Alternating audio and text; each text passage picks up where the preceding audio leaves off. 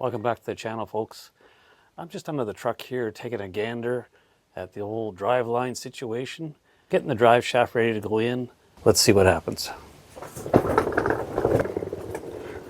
Alright, so as you can see, there is the Turbo 350, and we've got a yoke in there, which is just an extra one to keep the transmission oil from running out in case there's lots in there.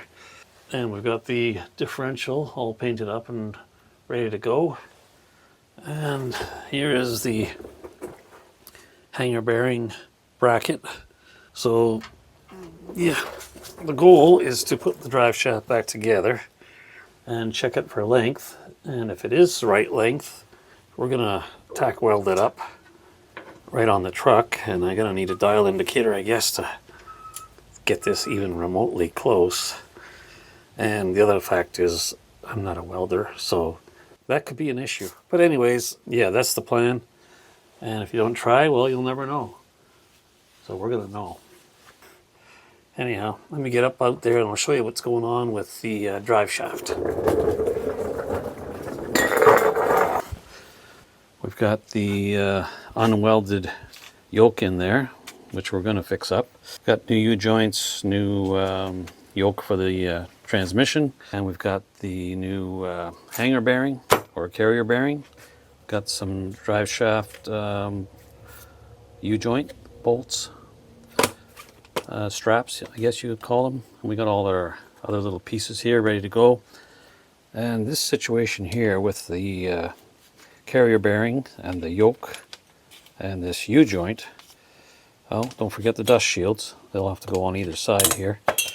That was a real disaster getting that apart. Of course, I don't know how to use a camera, so I filmed it as a short, and you can actually see that in my shorts section of my channel.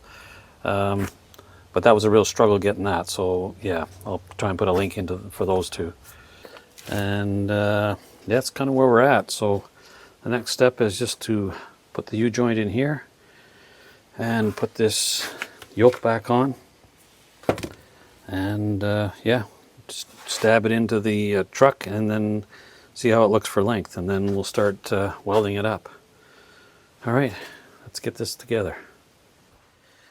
So the first step in putting this back together is making sure I get it in the right order. So there's one dust cover to go on, and then this carrier bearing, I'm assuming. And I don't want to get that wrong because I know how hard it is to get this off. So maybe I'll just put a little bit of anti-seize on there for the next person that takes this off. They might thank me. I don't know if this is what you're supposed to do, but I'm going to put it just a little bit, just to make it a little easier to slide on. And I don't think that's going to cause any issues.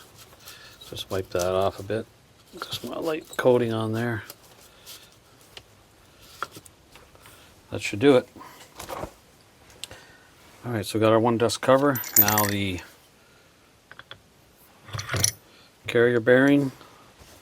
And now what I have here is a socket of the approximate size to press that on. And I'm just gonna whack it with a hammer and we'll see what happens. Oh, not much yet, but it is moving.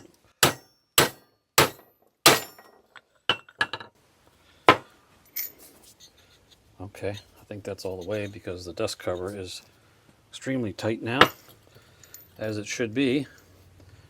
Give it a couple more whacks just in case I was imagining things. Yeah, it actually feels very solid. One more dust cover. So next is this yoke. So this yoke only goes on one way, so you really can't get it wrong on this particular drive shaft. What they've done is they've peened over a couple of these splines, and on the inside of this yoke there is a double spline, a double space, and that's the only one that's going to fit over that particular peened over spline part. So you really can't mess it up. So that's cool. That should just press on there. And maybe I can use the same socket. Yeah, I can. And yeah, I think that's all we got to do. So let me set it up here on this block of steel and give her the old press job.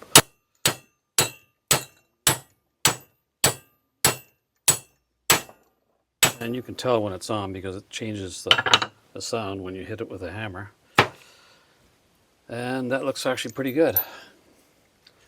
So now, just need the bolt.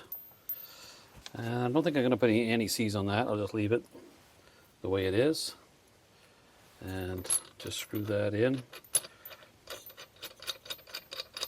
Just like that. And just torque it to the required specs, whatever that might be.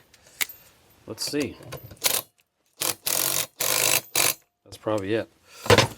So we're good. So now, all I got to do, the next step is install that U-joint. Put these two pieces back together. All right, let me get set up here for that. Okay, now the U-joint has got to go in. So, I mean, there's probably a lot of ways to do this, but I'm just going to try and bumble my way through. So I've noticed on this drive shaft, it's easier just to take a cap off. Slide it in there, and then try and get that cap back on without messing up the needle bearings. And then I like to just set it up like that on this hunk of steel.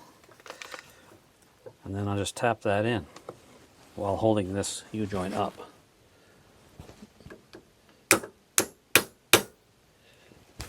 And at the same time aligning the bottom one.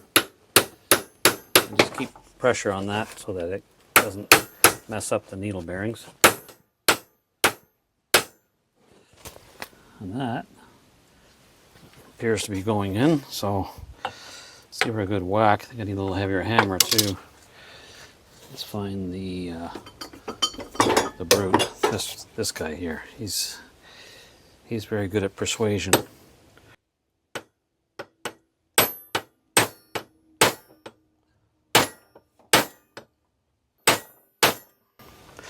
On this particular drive shaft and U-joint combination, the 19mm looks just about right. It's not going to be really good for your socket, but you know, sometimes you got to sacrifice things. And just keep going until you're just past that groove for the snap ring. Get your snap rings and install one of those on this side.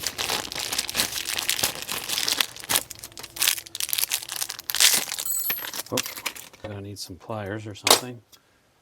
I don't really have any of the proper tools for this, but you know, like a press would be great, and snap ring pliers, all that stuff, but sometimes you just got to do what you got to do.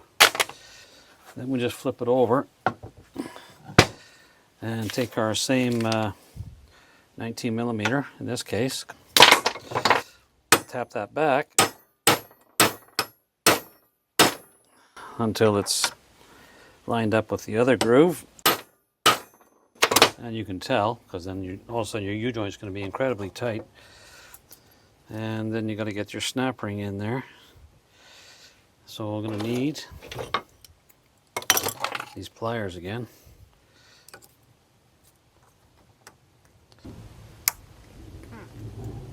Get in there. There we go. And you can see, well, the U-joint's pretty darn tight, right? You think, oh, it's all messed up. Well, a little bit, yes. Just flip it over and do a little tap. And there it is, loose again. That just kind of gives it, you know, a little bit of settling in, shall we say. There, beautiful. And now we're going to follow the same procedure, or a similar procedure on this side. Tap this one in. All right, and again we'll use our 19mm socket and jam that on there. Get a big hammer and send that one down just below that groove. Put in the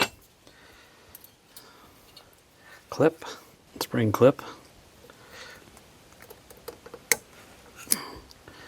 That looks beautiful. Now we'll just flip this over to the other side. Pound this one in. There we go. Okay, we'll just make sure that the clip is seated. And it looks like it is. A little tap. There we go. And of course it's a little bit tight, so we'll just give it a little tap the other way. There we go, nice and loose, the way it should be. One thing I should mention is before you put this together, you want to keep this in phase. So I did put a chalk mark here before I took it apart, and I put 3 little punch marks here on this side so that I could get them in the same phase as they were. So that's kind of important, I guess, if it was ever balanced from the factory, who knows. But that's the way it came apart, so that's the way we put it back together. All right. Now, hold on, let me just tilt you up here. There we go. Obviously this is not the proper way to do it, just the way I'm doing it, because I don't have a press or any of the other proper tools to do U-joints. But you know, if you're stuck on the side of the road, you have a hammer, you know, a few sockets, you could probably do this and get back on the road again. So anyways, we got this part done, and now we're going to move on to putting this in the truck. See how it goes. All right, I'm going in.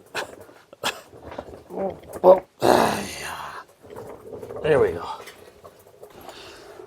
Okay, here's my plan. I'm going to try and fish this through the opening here where the carrier bearing bracket is. Just like that. Come through like that. And just a little bit further. Should take these bolts off, I guess. Those two. Get carrier bearing through like that. And here we have our yokes. And pull the temporary one out, and hopefully it doesn't all leak out. Let's see what happens. Oh, nothing. Great. And put the permanent one in.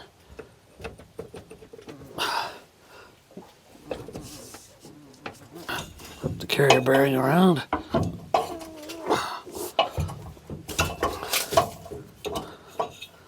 Okay, something like that. Okay, now put those bolts in for the carrier bearing. Take it in here closer, see what's going on. Oh, yeah. Now, this bracket's got to go in there, and the bolts. There we go. Wow. Drive shaft's heavy. Got the carrier bearing just loosely bolted in there. Now, I've got to attach the rear U-joint of the drive shaft, and then we'll regroup and see how we are doing for length at the transmission. Let me get this set up here.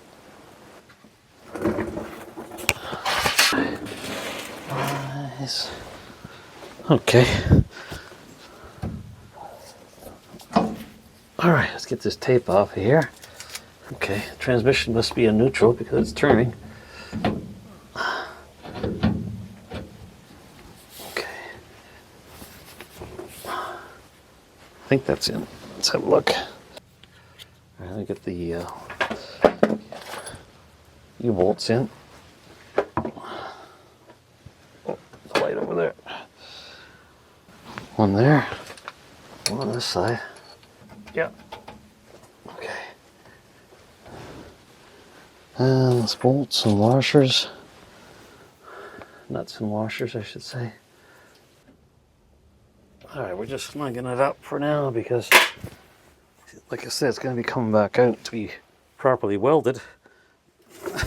If there is such a thing when I'm using the welder. Now, we can snug up the hanger bearing also.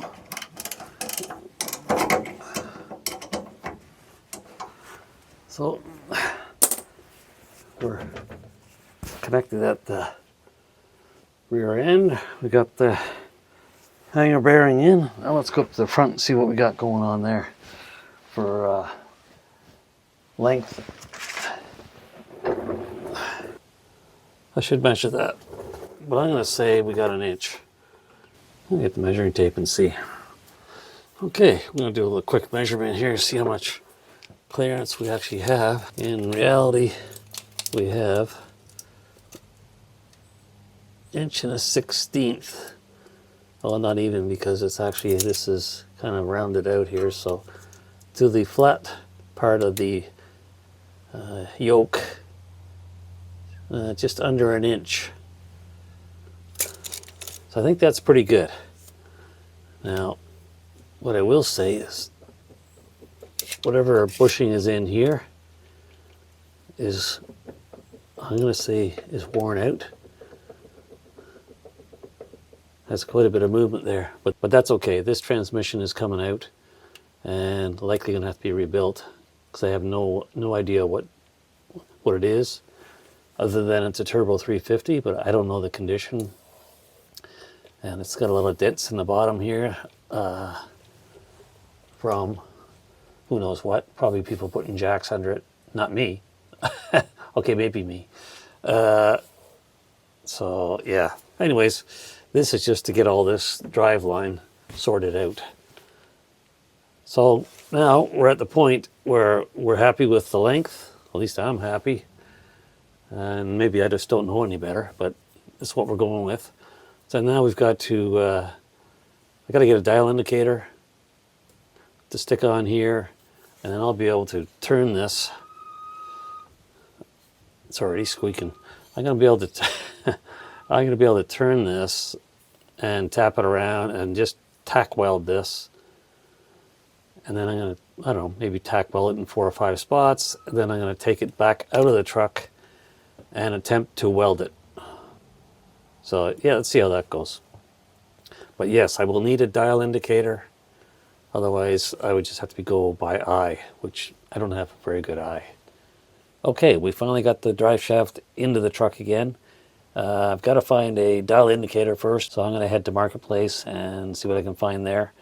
And then we'll get back on this and tack weld this once it's aligned properly, and then pull it out of the truck and weld it on the bench. That's the plan. Thanks for watching, folks. See you next time.